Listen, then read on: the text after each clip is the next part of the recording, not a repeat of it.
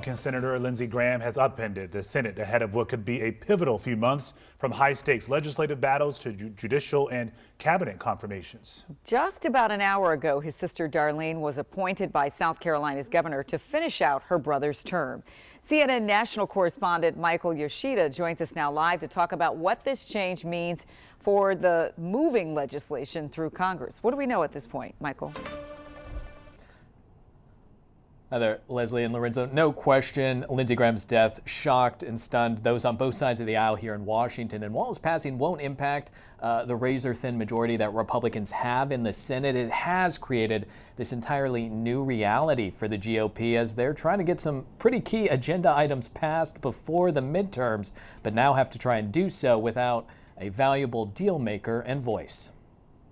Shake-up in the Senate following the death of Republican Senator Lindsey Graham. We have lost a statesman that would bring both sides together as he did through the legislation, but he also built a bridge for the Senate to the White House. While Graham's death kicks off a political scramble to replace him on the November ballot, for the time being, it won't change Senate Republicans' narrow majority, as South Carolina's Republican governor is appointing a temporary replacement.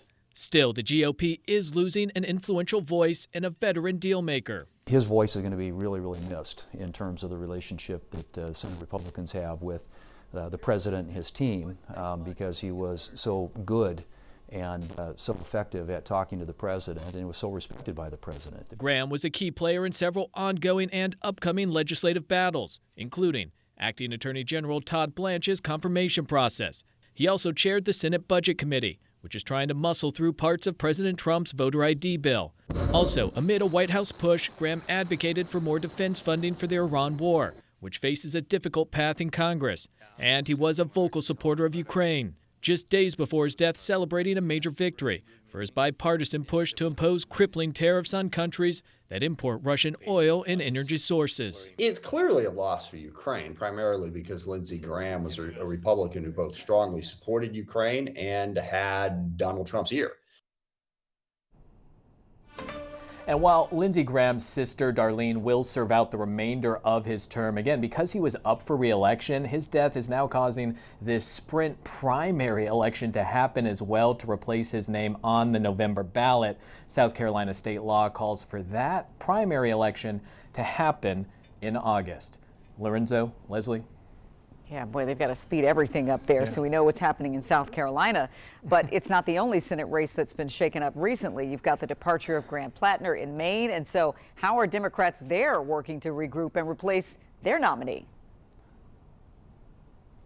Yeah, Democrats dealing with a sprint to the midterms as well. You mentioned Graham Plattner. After all of that mounting pressure from his own party to drop out, he officially dropped out of Maine's Senate race on Friday.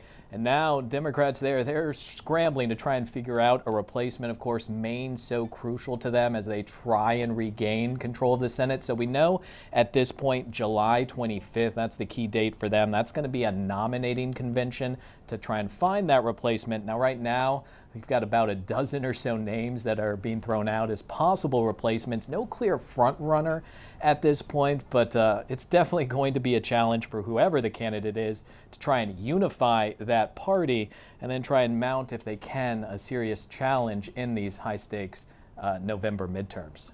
Yeah, a lot of work to do, a lot to track there. Michael Yoshida, thank you.